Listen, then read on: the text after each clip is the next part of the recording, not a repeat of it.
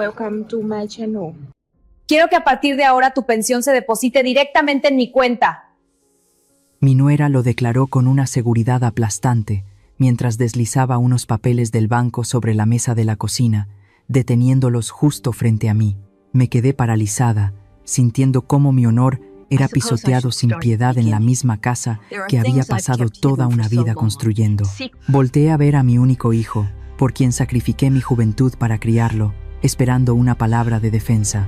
Pero él solo tenía la cabeza gacha sobre su plato, retorciéndose las manos con cobardía. Mamá, ya estás vieja. ¿Para qué quieres tanto dinero? Es peligroso. Su susurro y la sonrisa triunfante de mi nuera me rompieron el corazón. Soy Ofelia, tengo 60 años. Y la historia que estoy a punto de contarte es mi viaje para encontrar la respuesta a una pregunta. ¿Qué hace una madre cuando se da cuenta de que la persona que más ama es la misma que le clava un cuchillo por la espalda? Durante 40 años trabajando en la oficina de impuestos, me enfrenté a los fraudes financieros más sofisticados y doblegué a los estafadores más astutos. Pero nunca imaginé que la auditoría más cruel de mi vida tendría lugar en la mesa del desayuno de mi propia familia. Todavía recuerdo ese momento, mi desayuno tranquilo interrumpido por un simple y seco crujido de papel. Ximena deslizó una pila de documentos sobre la mesa de roble, deteniéndola justo frente a mí. Mi nuera se acomodó el cabello. Sus ojos, meticulosamente delineados, me miraron fijamente, sin ocultar su descaro. Quiero que a partir de ahora tu pensión se deposite directamente en mi cuenta. Su frase cayó, fría y afilada como un bisturí. No grité de sorpresa, solo miré de reojo a mi lado. Bruno, mi único hijo, estaba encogido. Tenía la cabeza gacha sobre el plato de tacos a medio comer, retorciéndose las manos.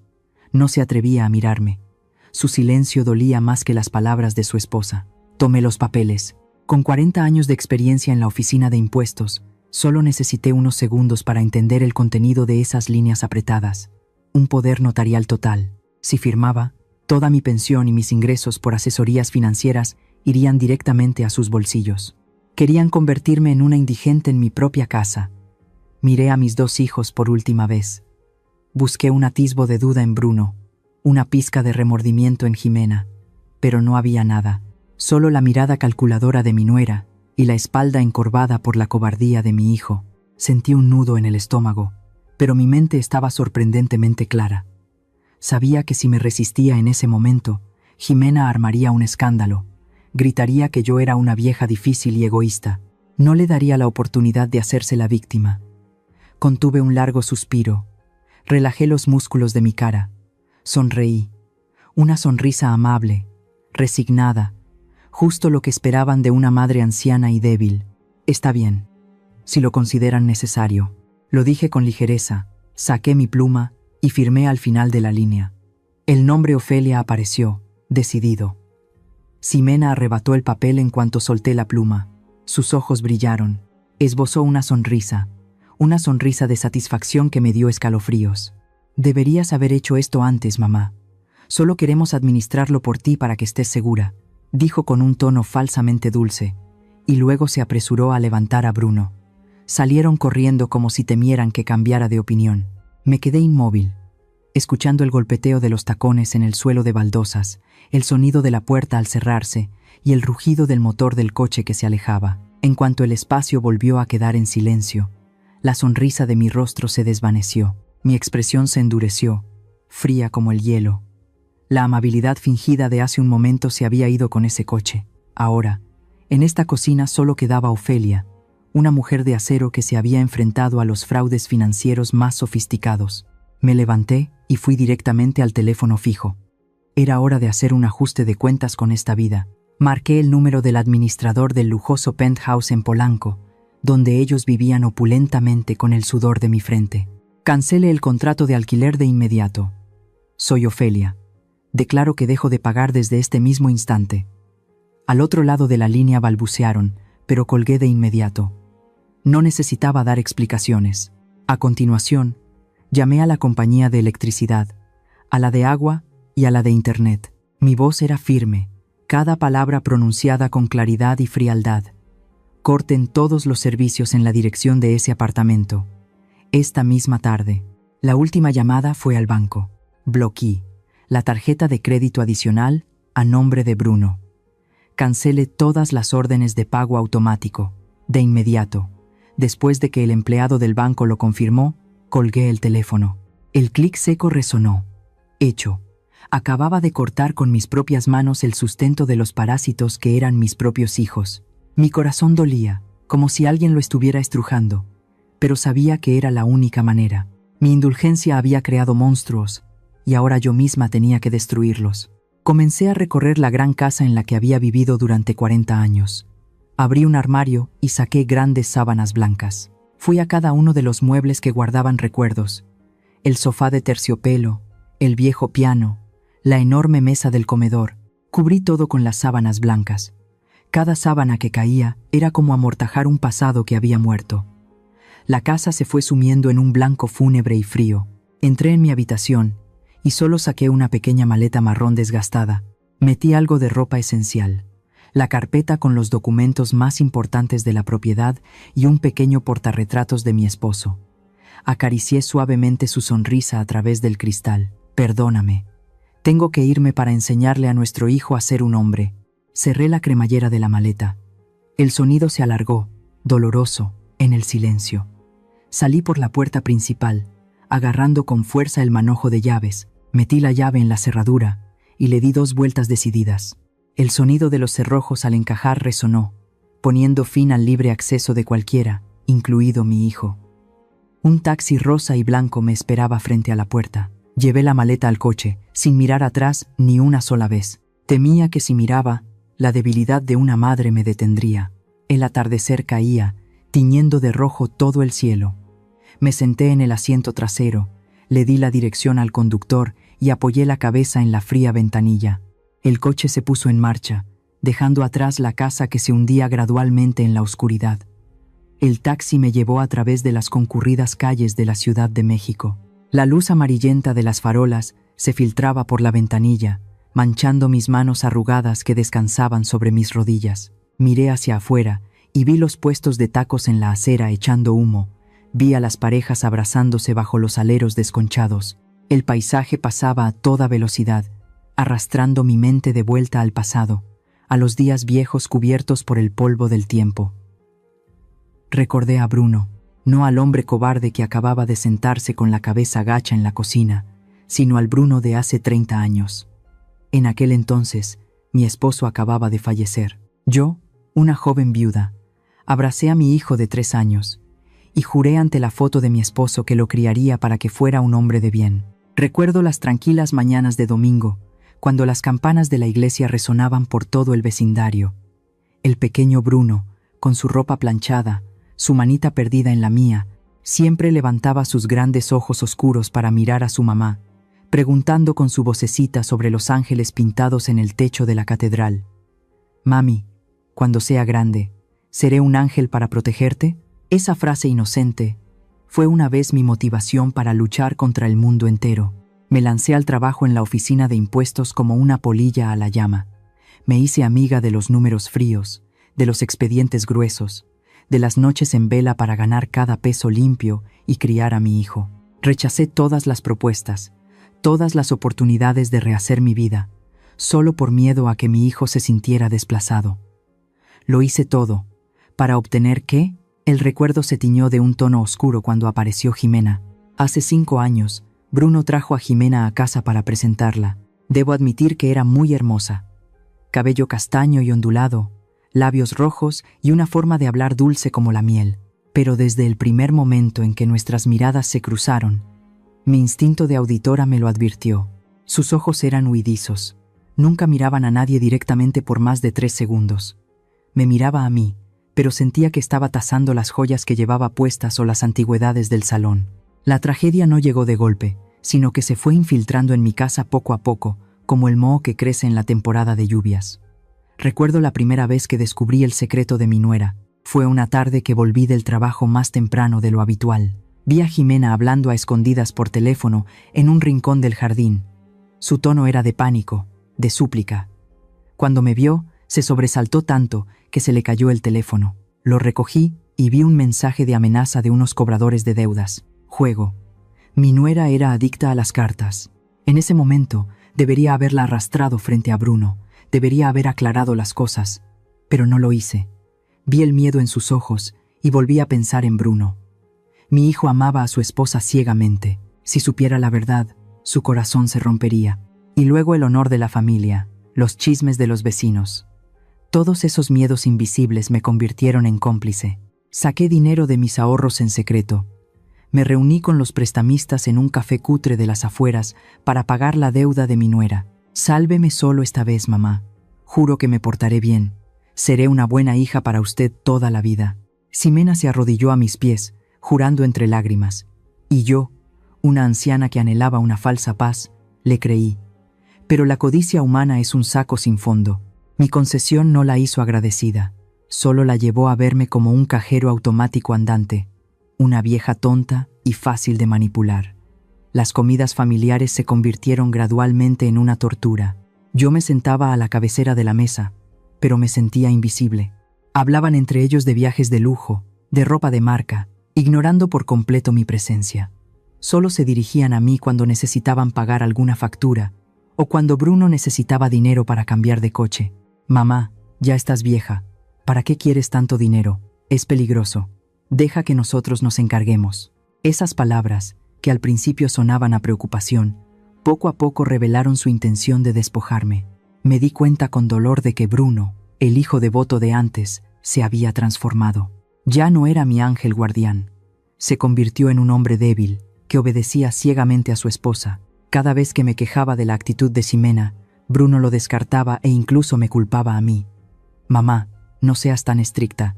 Ximena es joven, tienes que ser comprensiva con mi esposa. Mi paciencia se fue agotando, silenciosa y persistentemente, hasta el suceso de la semana pasada. Era una tarde de lluvia torrencial. Tenía gripe y descansaba en mi habitación, con la puerta entreabierta. Seguramente pensaron que dormía profundamente, o simplemente ya no les importaba mi existencia. La voz de Ximena resonó desde el salón. Tienes que decidirte, Bruno. No podemos seguir viviendo con esa vieja amargada. Si vendemos esta casa, sacaremos una fortuna. Ya tengo vista una gran oportunidad de inversión en criptomonedas. Mi corazón se encogió. Contuve la respiración para escuchar la respuesta de mi hijo. Pero, ¿dónde vivirá mamá? ¡Ay, qué tonto eres! La voz de Ximena era burlona. Ya lo investigué. Hay un asilo llamado El Ocaso en las afueras. Es un poco estrecho y cutre, pero la tarifa es ridículamente barata. Ya está vieja, senil, no necesita una casa grande. La metemos allí, así alguien la cuida, y nosotros nos quitamos un peso de encima. Hubo un largo silencio. Recé. Le supliqué a Dios que mi hijo se opusiera, que le diera una bofetada a su esposa por esa idea malvada. Pero no, solo escuché a Bruno suspirar, y luego su voz apagada, llena de resignación. Bueno, déjame pensarlo, pero hay que hacerlo con cuidado, esperar a que mamá firme el poder notarial de los bienes. En ese instante, el corazón de madre que había en mí se hizo añicos. Las esperanzas, la indulgencia, el amor que había cultivado durante décadas fueron pisoteados sin piedad por el hijo que había dado a luz. Mis lágrimas brotaron, empapando la almohada, pero ya no eran lágrimas de debilidad. Eran lágrimas que lavaban mi ceguera. Me di cuenta de que me había equivocado. Equivocada por amar de la manera incorrecta. Equivocada por usar el dinero para comprar una paz falsa. Mi bondad había alimentado a los monstruos en mi propia casa. Y esta mañana, cuando Ximena me presentó ese papel, ya no era la madre Ofelia de ayer. Mi sonrisa al firmar fue la sonrisa de despedida a ese amor maternal insensato. Señora, hemos llegado. Son 85 pesos en total. El anuncio del taxista me sacó de golpe de mis amargos recuerdos. Parpadeé, volviendo a la realidad. Frente a mí estaba la familiar casa de color amarillo mostaza de Celia, mi mejor amiga, reposando tranquilamente bajo una bugambia vibrante. Pagué y bajé mi pequeña maleta. De pie frente a la puerta de roble tallada con un sol, respiré hondo para calmarme y llamé. 3 golpes secos y rítmicos. La puerta se abrió casi al instante. Celia, con su pelo canoso recogido en un moño y un delantal todavía manchado de harina, me miró fijamente. Miró la maleta a mis pies, y luego mis ojos hinchados. Sin necesidad de una sola palabra, Celia me hizo entrar y me abrazó con fuerza. En sus cálidos brazos con olor a vainilla, la coraza que había intentado construir se derrumbó. Sentada en su acogedora sala de estar, con una taza de té de manzanilla caliente, se lo conté todo. Le conté sobre el poder notarial, sobre mi sonrisa falsa y sobre las llamadas telefónicas que cortaron toda ayuda. Celia escuchaba, con el ceño fruncido de indignación. Me apretó la mano con fuerza y dijo con determinación: «Ofelia, hiciste lo correcto. Si fuera yo, los habría echado de casa hace mucho tiempo. No te ablandes ahora». El apoyo de Celia fue como un bálsamo para mi corazón. Asentí, dejando la taza de té sobre la mesa. Era hora de dar el paso más audaz y peligroso de mi plan. Abrí mi cartera y busqué en un compartimento secreto una tarjeta de visita amarillenta. En ella solo había un nombre: El Tiburón, junto con un número de teléfono. Era el apodo del jefe de una red de prestamistas del mercado negro, a quien había tenido que ver en varias ocasiones para saldar las deudas de Ximena. Celia miró la tarjeta, horrorizada. Intentó detenerme, pero le hice un gesto para que confiara en mí. Marqué el número. Los tonos de llamada sonaban largos y fríos. «¿Quién habla?». Una voz ronca y grave resonó al otro lado.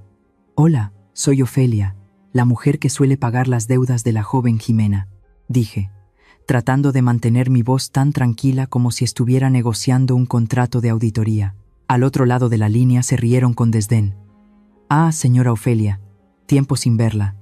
Su nuera se metió en problemas de nuevo. «¿Cuánto va a pagar esta vez?». «No», lo interrumpí. Mi voz se endureció. «Esta vez no pagaré ni un centavo. Se me acabó el dinero». «¿Entonces me llama para bromear?». Su voz empezó a sonar amenazante. «Le llamo para ofrecerle una oportunidad de cobrar su deuda», dije rápidamente, con el corazón latiéndome en el pecho. «Esta noche, mi hijo y mi nuera irán a mi casa». «Seguro que irán». «No hay nadie en casa, pero en la caja fuerte del dormitorio y en las antigüedades del salón hay mucho valor. Vayan allí y cobren. Les doy permiso para entrar». Hice una pausa, tragué saliva y añadí la condición clave. «Pero recuerden bien esto. Les abro la puerta para que cobren una deuda, no para que cometan un asesinato. No pueden hacerles daño grave, solo asústenlos. Si se pasan de la raya, llamaré a la policía con todas las pruebas que tengo de sus actividades». El tiburón guardó silencio por unos segundos y luego soltó una carcajada. «De acuerdo, vieja. Una propuesta interesante. Me gusta su forma de trabajar. Estaremos allí en un momento». Colgué. Mi mano que sostenía el teléfono estaba empapada en sudor frío. ¿Qué acababa de hacer? Acababa de abrir la jaula del tigre para atraer a mis propios hijos. Pero sabía que con gente como Ximena, los sermones morales no funcionaban. Solo el miedo más absoluto podría hacerla entrar en razón, o al menos revelar su verdadera naturaleza. Celia trajo su tableta y me ayudó a conectarme al sistema de cámaras de seguridad de mi casa. Las dos ancianas de pelo cano nos sentamos juntas, con los ojos pegados a la pantalla, tan tensas como si estuviéramos viendo una película de suspense. La pantalla mostraba una imagen en blanco y negro de la sala de mi casa. Todo estaba en silencio. Las sábanas blancas que cubrían los muebles parecían fantasmas acechando en la oscuridad. Pasó 1 hora. Luego, 2. Cerca de las 9 de la noche, tal y como había predicho, un coche familiar entró a toda velocidad en el patio, frenando bruscamente y levantando una nube de polvo en la cámara exterior. Eran Bruno y Ximena. Podía imaginar su furia en ese momento. Sin luz, sin agua, sin internet en el penthouse y con las tarjetas de crédito bloqueadas, debían estar hirviendo de rabia. No venían a visitarme, sino a interrogarme, a descargar su ira sobre esta vieja madre. Se bajaron del coche, cerrando las puertas de un portazo. Ximena caminaba con aire agresivo, gesticulando salvajemente, su boca seguramente soltando maldiciones, aunque la cámara no podía captar el sonido con claridad a esa distancia. Bruno la seguía dócilmente, con la linterna del teléfono iluminando el camino. Se acercaron a la puerta principal. Bruno intentó meter la llave, pero se dio cuenta de que la puerta no estaba cerrada con cerrojo. La había dejado abierta a propósito antes de irme, como una invitación a la muerte. La puerta de roble se abrió de par en par. Mis 2 hijos irrumpieron en la casa. En la pantalla de la cámara del salón, Vi a Bruno buscar a tientas el interruptor de la luz. El candelabro de cristal se encendió. La habitación resplandeció, revelando las fúnebres sábanas blancas y a los invitados no deseados que esperaban. Mi corazón pareció detenerse. Sentado cómodamente en el sofá de terciopelo en medio de la sala estaba el tiburón. Llevaba un traje negro brillante, una gruesa cadena de oro al cuello, y su rostro lleno de cicatrices mostraba una sonrisa siniestra. A cada lado, dos de sus secuaces tatuados estaban de pie con los brazos cruzados, como dos estatuas guardianas. Vi a Jimena detenerse en seco. A través de la borrosa pantalla, pude ver sus ojos abiertos de par en par, su boca abierta de puro terror. El bolso que llevaba en la mano cayó al suelo. Bruno se encogió, retrocediendo rápidamente para esconderse detrás de su esposa por puro reflejo. La cobardía de mi hijo se mostró clara y nítida, dolorosamente nítida.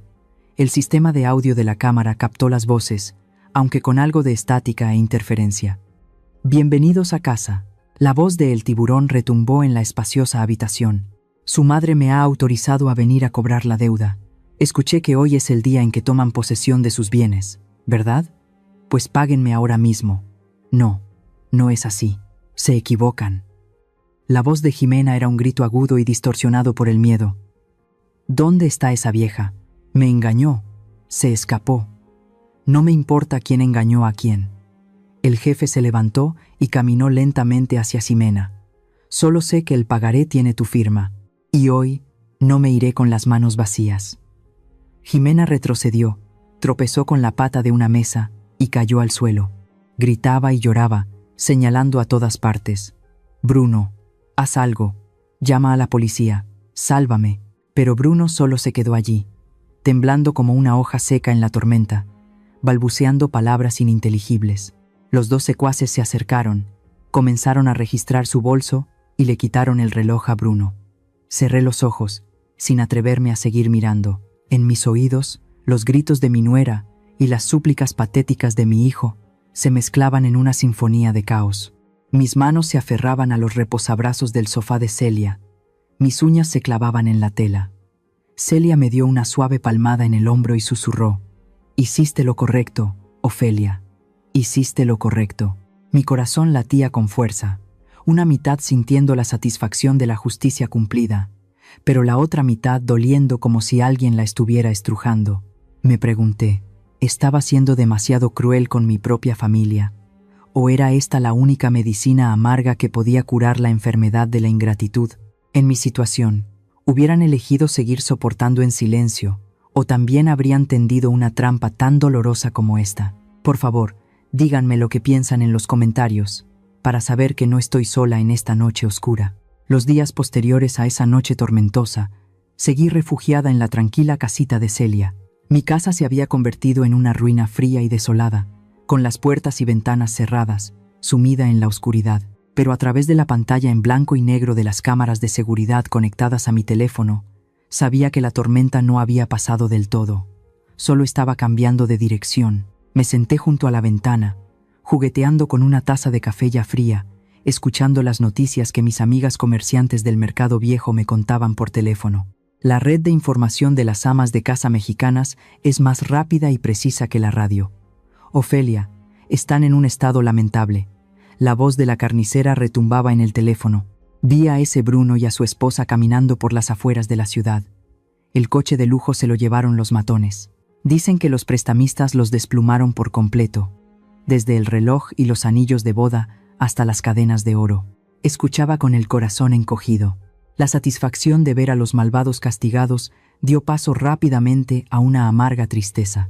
Bruno, el hijo que había cuidado como a un tesoro, ahora se escondía en algún motel de mala muerte, donde las sábanas probablemente estaban amarillentas y olían a cloro barato. Pensé que después de esta dolorosa caída, cuando se quedaran sin nada y humillados, Jimena se asustaría y dejaría en paz a mi hijo, o al menos se arrepentirían y volverían a pedir perdón a su madre. Pero había subestimado el descaro de mi nuera. Una bestia acorralada no se rinde dócilmente, sino que ataca con más ferocidad que nunca. Todo comenzó una sombría mañana de jueves. Decidí ir al mercado cerca de la casa de Celia a comprar algunas verduras y flores frescas. Necesitaba un poco del aire mundano de la vida cotidiana para disipar la opresión en mi pecho. El mercado de San Juan estaba tan ruidoso y animado como siempre.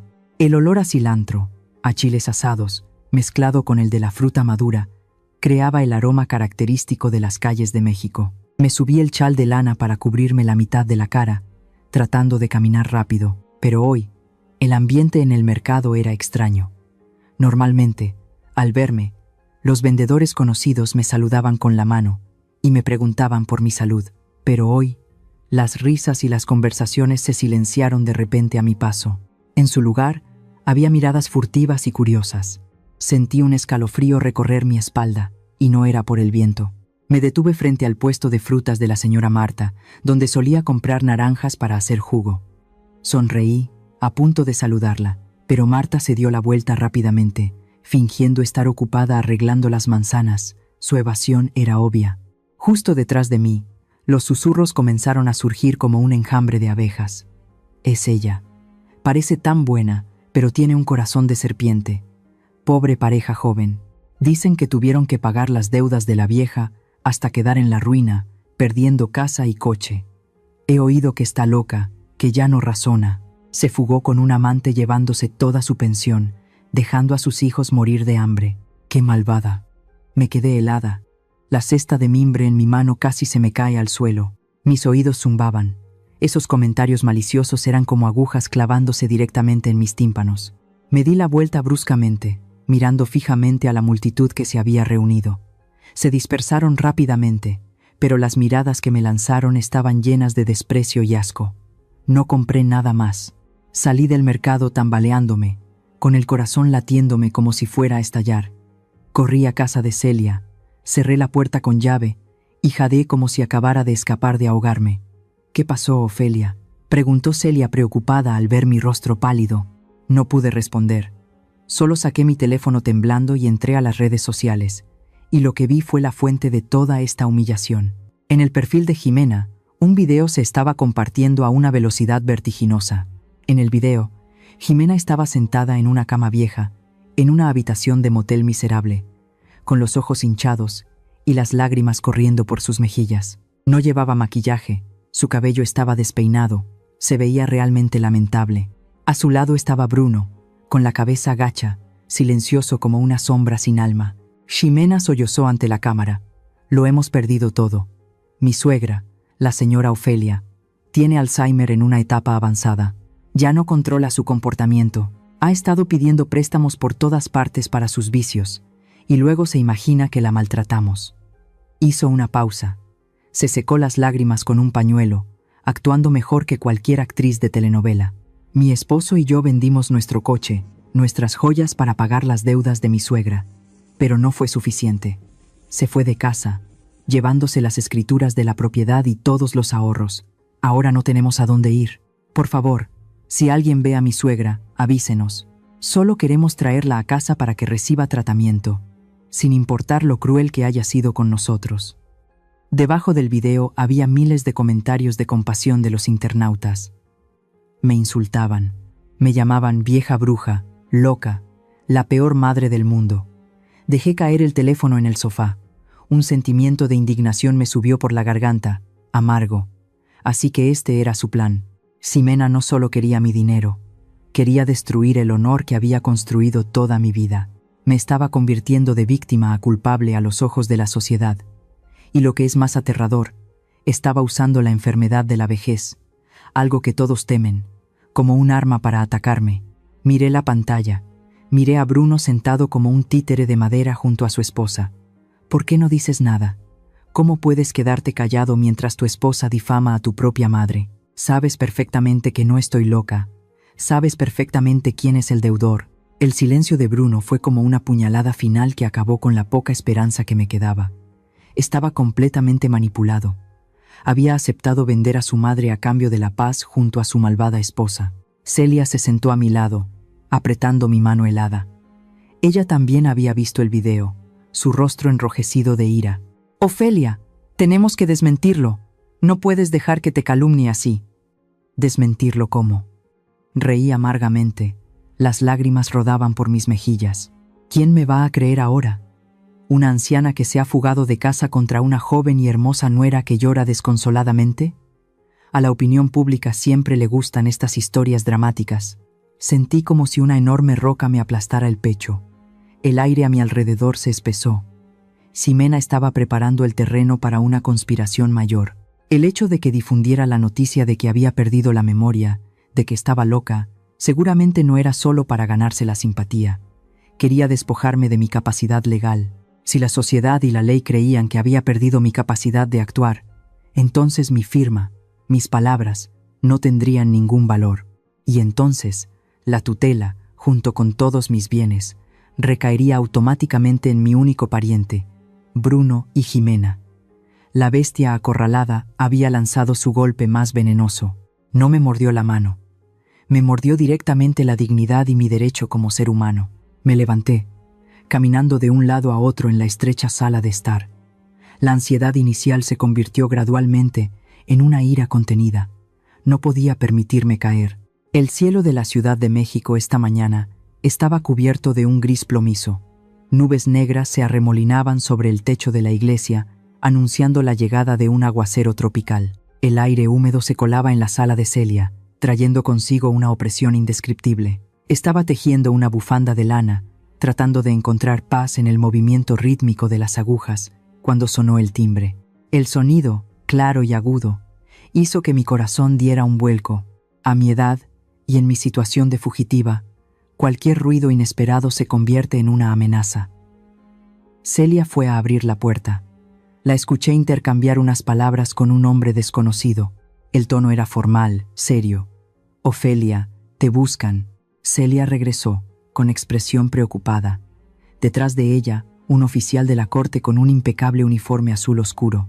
Entró, sin un movimiento de más. Me pidió que confirmara mi identidad, y luego me entregó un sobre grueso, con el sello rojo del Tribunal de Familia. Esta es una citación. Por favor, firme de recibido. Sosteniendo el sobre en mis manos, lo sentí pesado como el plomo. El oficial se fue, dejándonos a Celia y a mí en un silencio aterrador. Temblorosamente rasgué el borde del sobre. Una pila de documentos legales se deslizó. Comencé a leer. Cada línea, cada palabra danzaba ante mis ojos, cruel y afilada. Era una solicitud al tribunal para declarar a la señora Ofelia incapaz para ejercer sus derechos y obligaciones civiles. Contuve la respiración y seguí leyendo. En la solicitud, los demandantes eran Bruno y Ximena.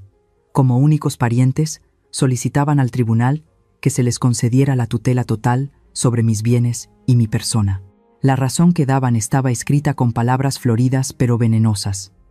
Para proteger a una madre anciana en estado de peligro debido a su deterioro cognitivo. Junto a la solicitud había un certificado médico. Mis ojos se nublaron al ver el diagnóstico. Alzheimer en etapa avanzada, con síntomas de paranoia y pérdida de control del comportamiento. El firmante era el doctor Simón Aguirre. ¿Simón Aguirre? Rebusqué en mi memoria. Nunca había conocido a nadie con ese nombre.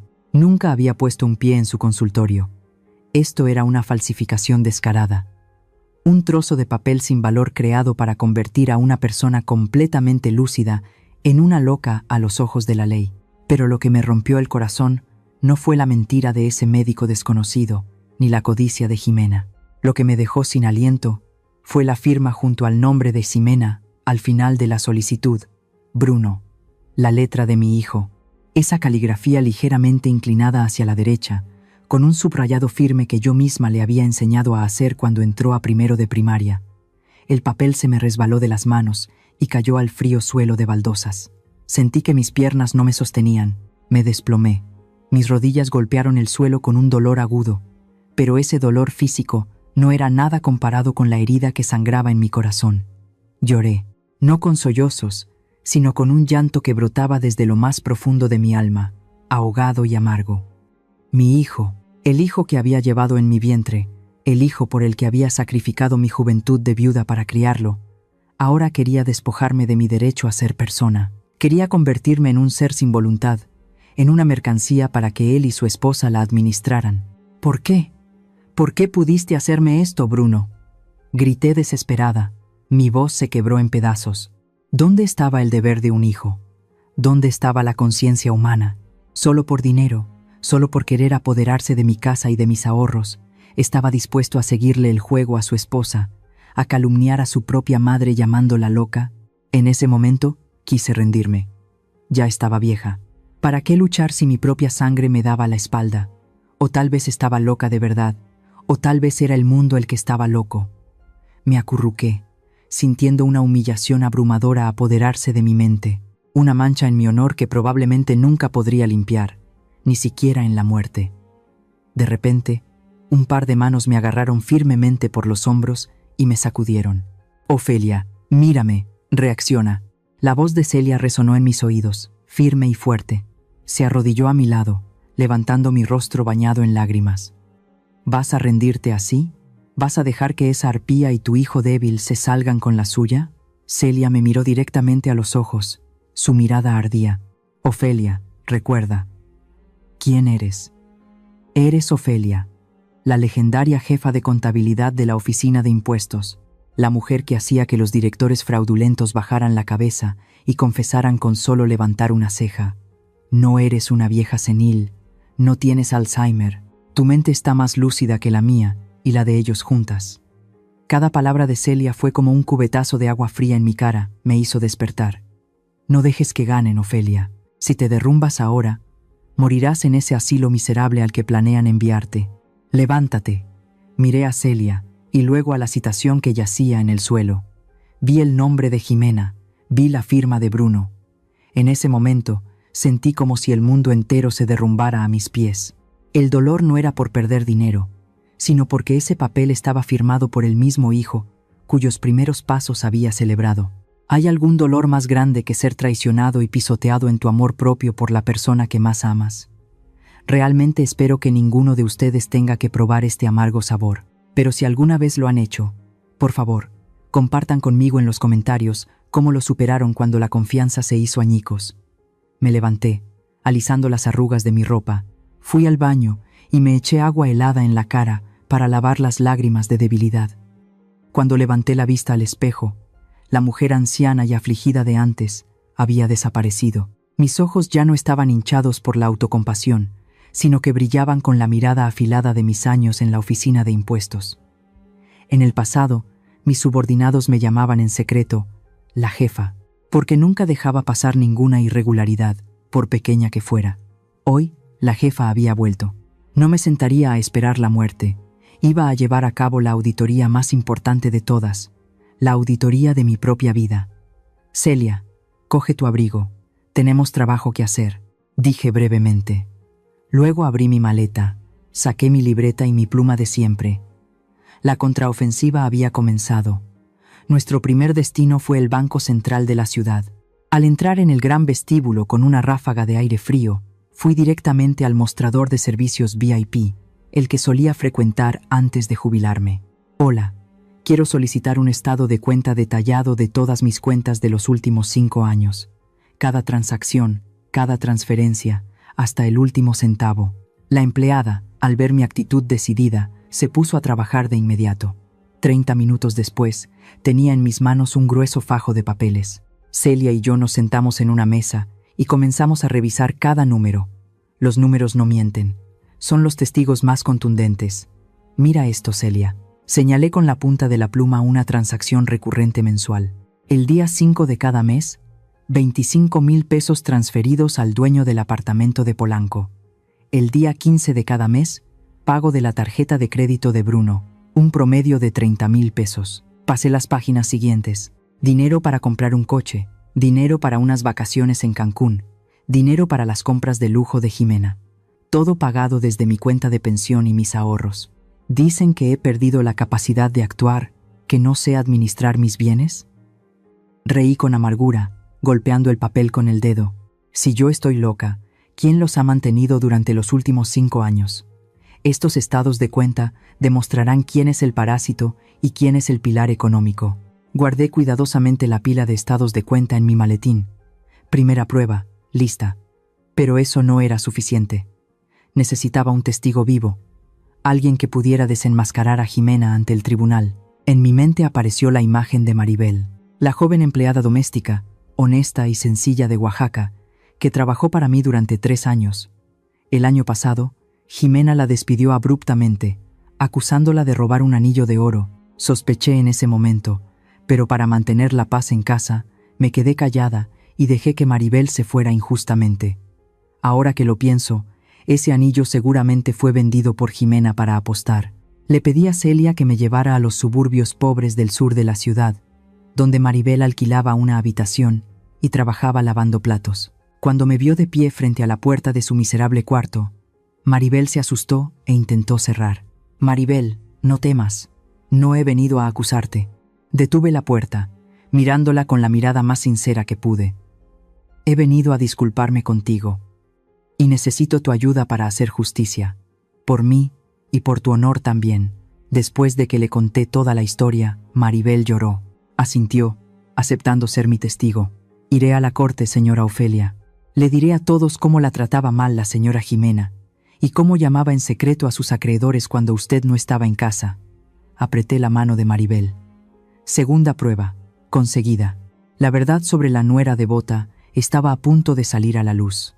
Al salir de la casa de Maribel, llamé a Saúl. Era un detective privado experimentado que había contratado en el pasado para investigar empresas evasoras de impuestos. «Saúl, necesito que investigues a alguien.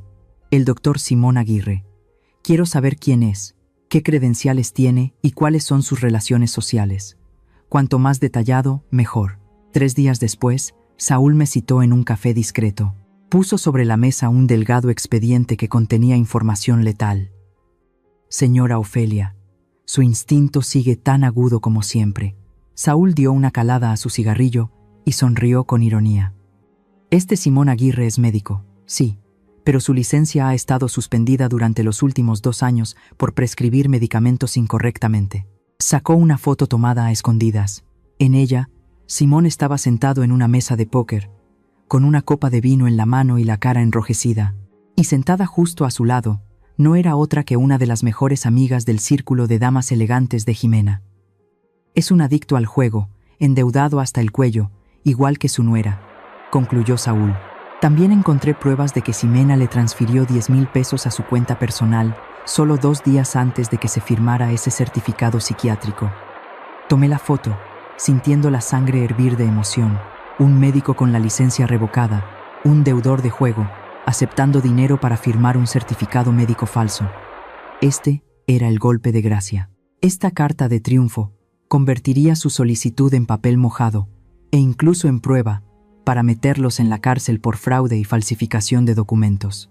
Finalmente, regresé a casa de Celia y abrí mi computadora. Conecté la memoria USB que contenía los datos extraídos de la cámara de seguridad de aquella noche. El video en blanco y negro apareció nítidamente. La escena de El Tiburón y sus secuaces amenazando a Bruno y su esposa. Pero lo más importante era el audio. Rebobiné una y otra vez la parte en que Jimena gritaba de miedo. «No me maten. Les debo, lo sé. Le sacaré el dinero a esa vieja para pagarles. Ya se va a morir. La voy a engañar». Cada frase, cada palabra resonaba con claridad. Su propia confesión, sin coacción. Ella misma había admitido sus deudas de juego y su plan para estafar a su suegra y apoderarse de sus bienes para pagar. Guardé el video en 3 copias diferentes. Una la envié a mi abogado, otra se la di a Saúl para que la guardara, y una la conservé conmigo. Cerré la computadora. Afuera, la lluvia había cesado. El sol de la tarde se filtraba entre los árboles, iluminando la gruesa pila de expedientes sobre la mesa. Auditoría completada. Tenía en mis manos todo lo que necesitaba. Estados de cuenta que probaban mi capacidad económica, un testigo vivo que probaba mi integridad, el historial oscuro del médico estafador y el video de la confesión de la autora intelectual. Levanté el teléfono y llamé a mi abogado personal. Mi voz sonó tranquila pero con el peso de 1000 kilos. «Abogado, prepare el caso. Quiero presentar una contrademanda. La próxima audiencia no será para juzgar mi capacidad civil, será para juzgar la conciencia de ellos». El ambiente en la sala del Tribunal de lo Familiar de la Ciudad de México ese día estaba tan tenso como la cuerda de un violín a punto de romperse. El monótono zumbido del ventilador de techo no lograba disipar la sofocante atmósfera que envolvía las oscuras paredes de roble. Me senté en el banquillo de los demandados, con la espalda recta y las manos pulcramente sobre la mesa. A mi lado, mi experimentado abogado organizaba una gruesa pila de expedientes. Al otro lado, Bruno estaba encogido como un camarón cocido, con la cabeza tan gacha que su barbilla tocaba su pecho. No se atrevió a levantar la vista, ni una sola vez, para encontrarse con la mirada de su madre. Ximena era diferente. Mi nuera hoy vestía sorprendentemente recatada. Un simple vestido negro, un maquillaje pálido que revelaba un aspecto demacrado. Estaba interpretando brillantemente el papel de la nuera devota rechazada por su suegra. Federico, el abogado de Ximena, era un joven con el pelo engominado. Se levantó y caminó frente al juez con una confianza excesiva, su voz resonando con agudeza. «Señoría, mis clientes, la señorita Ximena y el señor Bruno están sufriendo enormemente. Se vieron obligados a tomar esta difícil decisión solo para proteger a su madre. La señora Ofelia, aquí presente», señaló hacia mí con una falsa compasión. «Ha mostrado graves signos de deterioro mental. Es paranoica, gasta de forma extravagante e incluso ha contraído deudas con la mafia, llevando a la familia a la ruina. El certificado médico de un prestigioso doctor lo dice todo. Suplicamos al tribunal que otorgue la tutela a sus hijos, antes de que se haga daño a sí misma». En los bancos del público se oyeron murmullos. Ximena se llevó un pañuelo a los ojos para secar lágrimas de cocodrilo. Sus hombros temblaban. El juez frunció el ceño, mirándome por encima de sus gruesas gafas, con una mirada inquisitiva. Era mi turno. Rechacé que mi abogado hablara por mí. Quería decir la verdad yo misma. Me levanté, ajustando la solapa de mi viejo pero impecable traje. No temblaba, no gritaba, no lloraba. Subí al estrado con el porte de una auditora presentando un informe financiero ante el Consejo de Administración. «Señoría», mi voz resonó, grave pero firme, silenciando el ruido de la sala. El abogado de la otra parte ha pintado un cuadro muy conmovedor, pero lamentablemente es un cuadro falso. Hoy no estoy aquí para pedir compasión. Estoy aquí para realizar una última auditoría a mi familia. Hice una seña a mi abogado. Él conectó la memoria USB al sistema de pantalla grande del tribunal. «Dicen que estoy senil. ¿Dicen que tengo deudas? Por favor, señoría, vea este video. Estas son imágenes extraídas de la cámara de seguridad de mi casa la noche del 15 del mes pasado». La pantalla se iluminó. La imagen en blanco y negro apareció nítida, pero fue el sonido lo que silenció a toda la sala. El grito desgarrador de Ximena resonó, tan agudo como un cuchillo cortando el silencio. «No me maten. Les sacaré el dinero a esa vieja para pagarles. La voy a engañar. Ya se va a morir». En el video, el rostro aterrorizado de Ximena frente al grupo de cobradores era perfectamente visible. Estaba de rodillas, suplicando y admitiendo todo su plan para apoderarse de mis bienes y pagar sus deudas de juego. Todas las miradas en la sala se volvieron hacia Ximena. Su rostro se puso pálido como el papel. Sus ojos se abrieron con horror. El abogado Federico, nervioso, intentó levantarse para objetar, pero yo continué, mi voz más fría que la sentencia que estaba por venir. «Y esta es la segunda prueba». Levanté el expediente sobre el doctor Simón Aguirre. La persona que firmó el certificado de que tengo Alzheimer no es un médico ético. Es Simón Aguirre, un individuo al que se le revocó la licencia médica hace 2 años por mala praxis. Y lo que es más interesante, es un cliente habitual del casino La Fortuna, del mismo círculo que mi nuera. Aquí está el estado de cuenta bancario que muestra que Ximena le transfirió 10,000 pesos justo antes de que se presentara esta demanda. Puse el expediente sobre el escritorio del juez. El sonido del papel contra la madera fue seco. «Señoría, no estoy loca.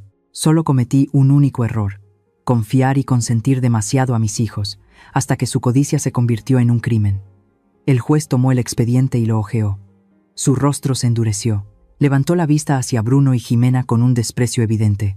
Ximena hundió la cara en la mesa. Sus hombros temblaban, pero esta vez era un temblor de miedo real. En cuanto a Bruno, se encogió hasta parecer diminuto, como si quisiera desaparecer. El abogado Federico se desplomó en su silla, sabiendo que había perdido la partida. Ninguna excusa podría ocultar pruebas tan contundentes. La verdad había sido expuesta a la luz de la justicia. Pero ¿por qué no sentía ninguna sensación de victoria? Pedí permiso al juez para dar mis últimas palabras. Él asintió, Dejé el estrado y caminé lentamente hacia la mesa de los acusados. Me paré frente a Bruno. La distancia era de solo unos pasos, pero parecía tan vasta como un océano. Bruno seguía sin atreverse a levantar la cabeza. Bruno. Lo llamé por su nombre. Mi voz ya no tenía la agudeza de la jefa, sino solo el cansancio de una madre anciana. Él levantó la vista lentamente. Sus ojos estaban rojos e inundados de lágrimas. Lo miré profundamente a los ojos, viendo cómo la imagen del niño inocente que me tomaba de la mano para ir a la iglesia había sido eclipsada por la cobardía y la codicia. El tribunal puede declararme ganadora, pero yo he perdido, porque he fracasado en enseñarte a ser una persona decente. Mis palabras fueron suaves, pero cayeron más pesadas que un martillo sobre la conciencia de Bruno. Rompió a llorar, el llanto de un niño perdido que ya no podía volver atrás. Ver a mi hijo encogido en el banquillo de los acusados, sin atreverse a mirar a su madre, no me trajo ninguna gloria. Gané un juicio, pero perdí en el intento de mantener unida a mi familia. Mi acción de hoy, de exponer a mi hijo en el tribunal, ¿creen que fue la crueldad de una anciana obstinada o la severidad necesaria del amor maternal? Me encantaría escuchar sus sinceras opiniones en los comentarios. El martillo del juez golpeó la mesa de madera con un sonido definitivo, poniendo fin al juicio y también a la vida de lujos falsos de mis hijos. Gané el caso. El tribunal desestimó por completo la solicitud de tutela de Bruno y Jimena, y además remitió el expediente por falsificación de documentos a las autoridades investigadoras. Pero la justicia no se detuvo en las puertas del tribunal. Para aquellos que siembran vientos, la tormenta llega de inmediato, implacable y sin piedad. Menos de 24 horas después de salir de la sala del tribunal, la primera ficha de dominó cayó. Jimena fue despedida. La noticia del humillante juicio, del video confesando sus deudas de juego, llegó a oídos de la junta directiva de la empresa de moda donde trabajaba como gerente. En ese mundo de vanidad, la imagen y el honor lo son todo. Ninguna marca aceptaría a alguien involucrado en fraude legal y con lazos con la mafia como su representante. Ximena fue echada de la oficina con una pequeña caja de cartón con sus efectos personales, en medio de las miradas de desdén de los colegas ante los que antes se pavoneaba. Luego le tocó a Bruno. El destino de mi hijo no fue mejor. A El Tiburón, el jefe de los prestamistas, no le importaba el veredicto del tribunal. Solo le importaba el dinero. Al saber que no podían sacar nada de mí, sus secuaces fueron a buscar a Bruno a su trabajo. No lo golpearon.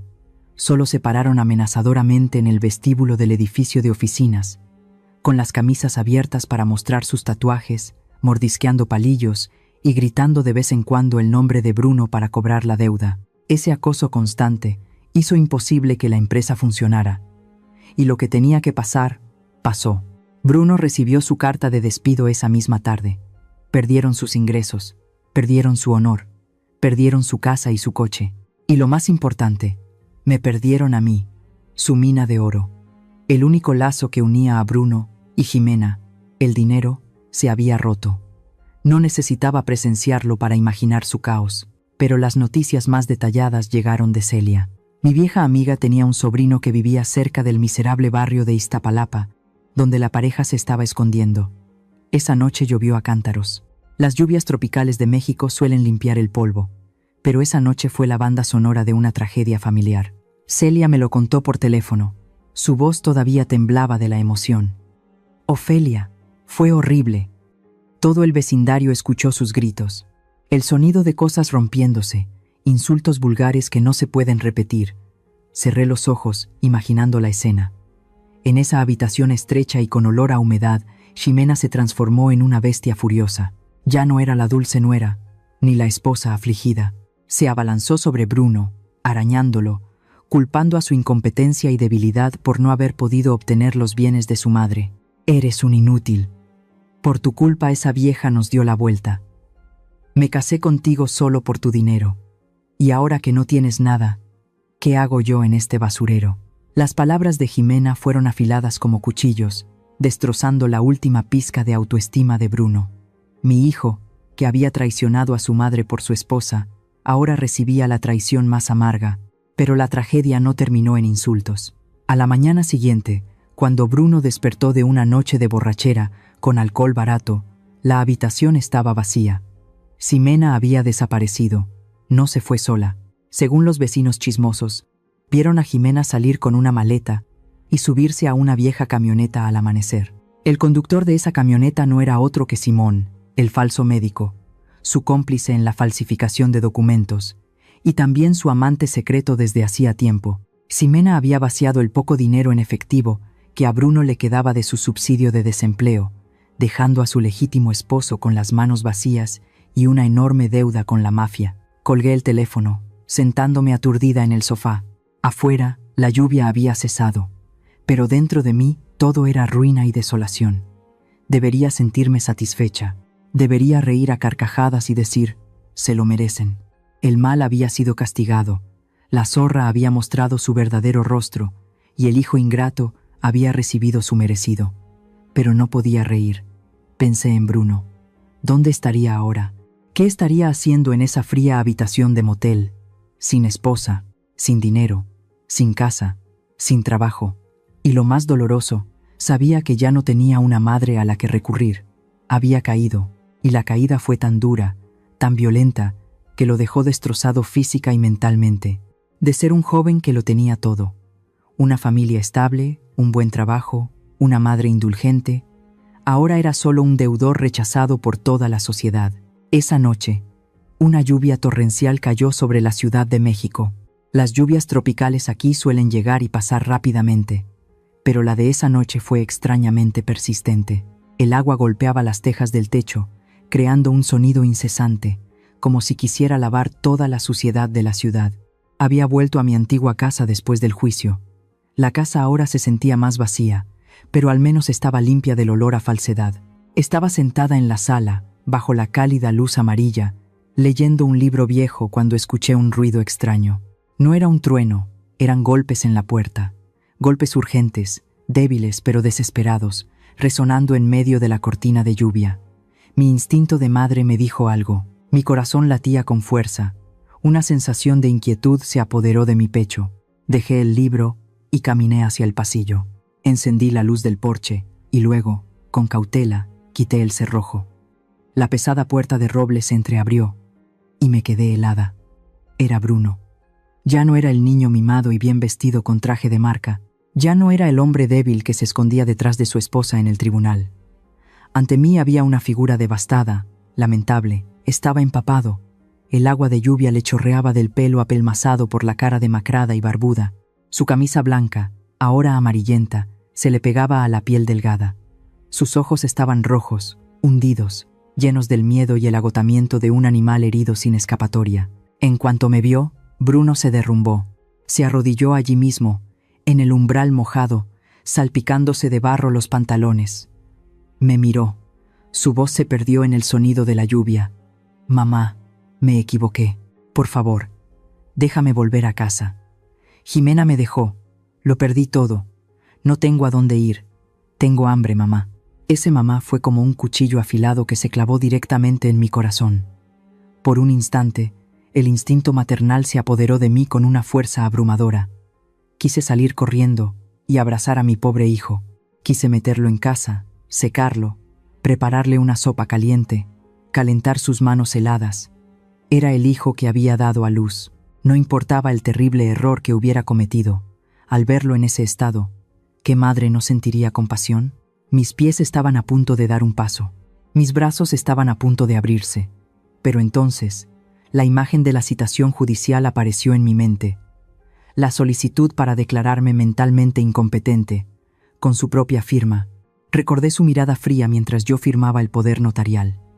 Recordé las palabras de Celia y todas las largas noches que pasé en vela, preguntándome en qué me había equivocado al criarlo. Me detuve. La puerta seguía entreabierta y yo la bloqueaba. Se había levantado una barrera invisible pero sólida. Sabía que si me ablandaba en ese momento, si le abría la puerta, mataría su última oportunidad de madurar. Bruno seguiría siendo para siempre un niño grande, que correría a esconderse bajo el ala de su madre ante cualquier dificultad. Nunca aprendería a responsabilizarse de su propia vida. El dolor en mi corazón pasó de la compasión a una firme determinación. Amar a un hijo no significa protegerlo toda la vida. A veces, amar es saber ser cruel en el momento adecuado. Volví a entrar en la casa, solo por unos segundos. Cogí un paraguas negro de mango de madera resistente y un pequeño sobre que había preparado de antemano. Dentro había suficiente dinero en efectivo para alquilar una habitación modesta y comer durante un mes. Regresé a la puerta. Bruno seguía arrodillado allí, una chispa de esperanza en sus ojos al verme volver. Pensó que le abriría la puerta de par en par, pero no. Le pasé el paraguas y el sobre por la estrecha abertura. Bruno los tomó, desconcertado. Su mano temblorosa rozó la mía. Estaba helada. «Tómalo», dije. Mi voz temblaba, pero cada palabra era clara, superando el sonido de la lluvia. «Mamá, ¿no me vas a dejar entrar?», balbuceó Bruno, sus lágrimas mezclándose con el agua de lluvia que le corría por la boca. Lo miré directamente a los ojos. Respiré hondo para contener el sollozo que se me ahogaba en la garganta. «Te perdono, Bruno.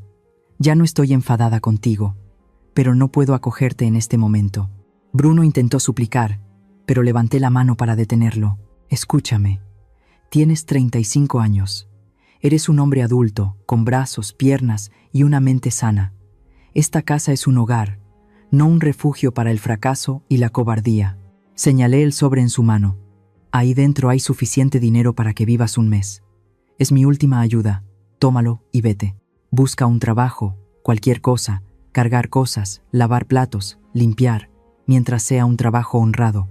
Usa tu propio sudor y esfuerzo para pagar tus deudas, para mantenerte a ti mismo». «Pero mamá, tengo miedo». Bruno sollozó como un niño.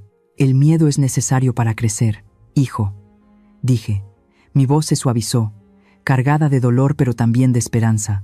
«Te he protegido durante demasiado tiempo. Por eso has caído tan fuerte.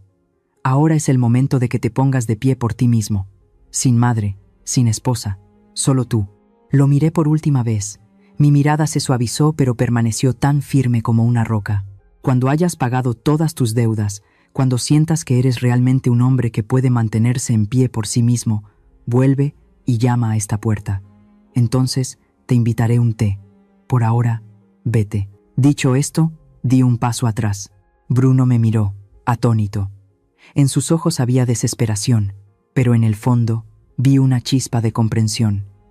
Entendió que, esta vez, su madre no cedería. Agarré el pomo de la puerta. El frío del metal se transmitió a mi palma. «Vete, hijo», susurré por última vez, y luego, con todas mis fuerzas, cerré la puerta de roble. El cerrojo sonó. Clic. El sonido fue seco, cortando la conexión entre el calor del interior y la fría lluvia del exterior, cortando la debilidad de la madre con la forzada madurez del hijo. Me apoyé contra la puerta cerrada. Mis rodillas cedieron. Me deslicé por el suelo de madera, cubriéndome la cara y llorando. Afuera, la lluvia seguía cayendo a cántaros. Escuché el sonido de pasos arrastrándose sobre la grava, lentos y pesados, alejándose cada vez más. Se había ido. Mi corazón dolía como si lo estuvieran desgarrando en pedazos. Pero en medio de ese dolor, supe que acababa de hacer lo más correcto de mi vida. Había empujado a mi hijo a la tormenta, no para que se ahogara, sino para que aprendiera a construir su propio barco. Esta sería una noche larga, para ambos, pero confío en que, después de la lluvia, mañana saldrá el sol. Ha pasado un año. El tiempo en la Ciudad de México pasa muy rápido, o quizás es porque mi alma ha encontrado la calma que los días me parecen tan tranquilos. Esta mañana, el sol, dorado como la miel, se derrama sobre el pequeño balcón de mi vieja casa. Los rayos de sol bailan sobre las macetas de geranios rojos que acabo de regar. Las gotas de agua en los pétalos brillan como esmeraldas, reflejando un cielo azul sin una sola nube. Me apoyo en la barandilla de hierro forjado, llenando mis pulmones con el aroma de la tierra húmeda y el café recién tostado que llega desde la cocina. A mis 60 años, me siento más sana y feliz que hace 10. Mi rostro, aunque con algunas arrugas más en las comisuras de los ojos, está sonrosado y radiante. Hoy es sábado. Celia pasará a recogerme. Iremos a la Plaza del Zócalo para el baile de danzón con el grupo de la tercera edad. Me he comprado unos zapatos de baile nuevos, y este vestido de flores me hace sentir joven otra vez. Tomo un sorbo de café caliente, dejando que su amargor suave y su dulzura final se disuelvan en mi lengua. Mi vida ya no está llena de números secos, ni de cálculos y estrategias, solo de libertad. Ting. La notificación de un mensaje en el teléfono interrumpe mis pensamientos. Dejo la taza de café en la mesita redonda y cojo el teléfono. En la pantalla aparece un nombre familiar: Bruno. Hace 3 meses, mi hijo y yo empezamos a comunicarnos de nuevo. No mucho, sin prisas. Solo mensajes cortos preguntando por nuestra salud. Pero hoy, me ha enviado un mensaje de voz. Dudo un segundo. Mi pulgar se desliza sobre el botón de reproducción. Me llevo el teléfono a la oreja y escucho. Hola, mamá. La voz de Bruno suena. Ya no es la voz tímida y asustada de un niño mimado. Tampoco es el tono patético y lloroso de la noche de la tormenta del año pasado. Su voz ahora suena más ronca, más cansada, mezclada con el ruido de una hormigonera y el sonido metálico de martillos de fondo. Pero en ese cansancio, escucho la solidez de la piedra. Hoy es fin de semana. Acabo de recibir mi paga semanal de la obra. Yo te he transferido 500 pesos a tu cuenta. Se detiene un momento, como si tomara aire, para reunir el valor de continuar. Sé que esta cantidad no es nada comparado con todo lo que te debo. No es suficiente para pagar una comida de lujo como las que yo solía derrochar. Pero este es dinero que gané con mi propio esfuerzo, cargando cemento. Te lo envío para que te tomes un café. Todavía estoy tratando de pagar mis deudas poco a poco. La vida es muy dura, mamá, pero me siento más real. Te quiero. El mensaje termina. La pantalla del teléfono se apaga. Me quedo quieta en el balcón, bañado por el sol. 500 pesos. Apenas unas pocas decenas de dólares. Antes, esta cantidad solo le alcanzaba a Bruno para darle una propina a un mesero en un arrebato de generosidad. Pero hoy, sosteniendo estos 500 pesos en mi mente, los siento pesados como una tonelada. Pesados por el sudor, las lágrimas y el arrepentimiento de mi hijo. Sonrío. Una sonrisa plena, sin rastro de amargura. Miro hacia el cielo azul profundo, donde unas palomas vuelan libremente. Me doy cuenta de que, en la noche de la tormenta del año pasado, cuando cerré la puerta en la cara de mi hijo arrodillado suplicando, no fue un acto de crueldad. Fue el acto de amor más grande y valiente que una madre puede hacer. Si hubiera abierto la puerta esa noche, seguiría teniendo un hijo parásito, un cobarde que huye de la realidad. Acepté perder a ese hijo débil para que ahora, después de un largo año, esté recuperando lentamente a un hombre adulto. Bruno aún no ha saldado sus deudas con la vida, y su camino por delante es largo y difícil, pero al menos ha comenzado a caminar con sus propios pies, sin depender de la sombra de su madre ni de la falda de su esposa. No le respondo el mensaje de inmediato. Quiero que entienda que el amor de su madre sigue ahí, pero el respeto es algo que debe seguir ganándose con esfuerzo. El claxon del coche de Celia suena abajo. Ofelia, date prisa, la música no espera a nadie. Me río a carcajadas y la saludo con la mano. Me termino el café, sintiendo la dulzura que queda en mi garganta. Cojo mi bolso, salgo de casa y cierro la puerta. La puerta de roble ya no es una barrera, sino el guardián de la paz que me espera al volver. Mis queridos amigos, la historia de Ofelia, mi historia, llega a su fin. He recorrido un largo camino, desde la oscuridad de la resignación hasta la luz de la libertad, y antes de irme, quiero dejarles algunas palabras sinceras a ustedes, que han escuchado pacientemente las confesiones de esta vieja mexicana. A las madres, a las mujeres que se sacrifican día a día por sus familias. Por favor, recuerden que el sacrificio no es sinónimo de autodestrucción. A menudo se nos enseña a darlo todo, pero olvidamos que también necesitamos conservarnos a nosotras mismas. Los límites personales no son egoísmo, son el escudo que protege su autoestima. No se conviertan en un cajero automático, en una sirvienta sin sueldo para sus hijos adultos. Amen a sus hijos con un corazón cálido y una cabeza fría. Atrévanse a decir no cuando sea necesario, porque a veces la negativa de una madre es la lección de madurez más valiosa para un hijo. A los hijos, su pequeña familia, su esposa, su esposo, sus hijos, es extremadamente importante, no lo niego, pero no le den la espalda ni derriben el antiguo hogar que los protegió mientras crecían solo por construir el suyo. El equilibrio es la clave. No dejen que su pareja los manipule y los convierta en unos ingratos. Recuerden, sus padres pueden perdonarles todos sus errores, pero su propia conciencia no lo hará. No esperen a que sus padres ya no estén, o a que caigan en desgracia como mi hijo. para darse cuenta de lo que es el amor incondicional. Y sobre la codicia, amigos míos, es el monstruo más aterrador. No solo corroe el carácter, como lo hizo con mi exnuera, sino que también destruye las relaciones más sagradas. El dinero se puede recuperar, pero la confianza y los lazos familiares, una vez que se cambian por dinero, nunca se pueden redimir. Finalmente, para aquellos que están a punto de empezar una relación, miren con atención. No se fijen solo en la belleza o en las palabras dulces. Fíjense en cómo tratan a sus seres queridos, cómo enfrentan las dificultades y el dinero. Esa es su verdadera esencia. Soy Ofelia. Gracias por acompañarme en estos días de tormenta. Ahora tengo que ir a bailar, porque esta vida, a cualquier edad, sigue siendo hermosa si sabemos vivir para nosotros mismos. Adiós, y que sus hogares estén siempre llenos de luz y sinceridad. La historia que acabas de escuchar ha sido modificada en nombres y lugares para proteger la identidad de los involucrados. Compartimos esta historia no para juzgar a nadie, sino con la esperanza de que en algún lugar alguien se detenga a reflexionar.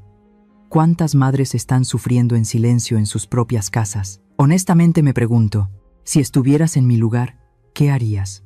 ¿Guardarías silencio para mantener la paz o alzarías la voz y lucharías por recuperar tu lugar? Me encantaría escuchar tus pensamientos sobre esta historia en mi canal, o cualquier sugerencia que pueda ayudarnos a mejorar nuestro contenido. Dios bendice a los valientes, y realmente creo que el coraje nos llevará a días mejores. En este momento, dejaré las 2 historias más populares del canal en la pantalla final. Creo que te sorprenderán. Gracias por quedarte conmigo hasta este momento. Si esta historia tocó tu corazón, por favor, dale a me gusta, suscríbete al canal y activa la campana de notificaciones para no perderte lo que está por venir.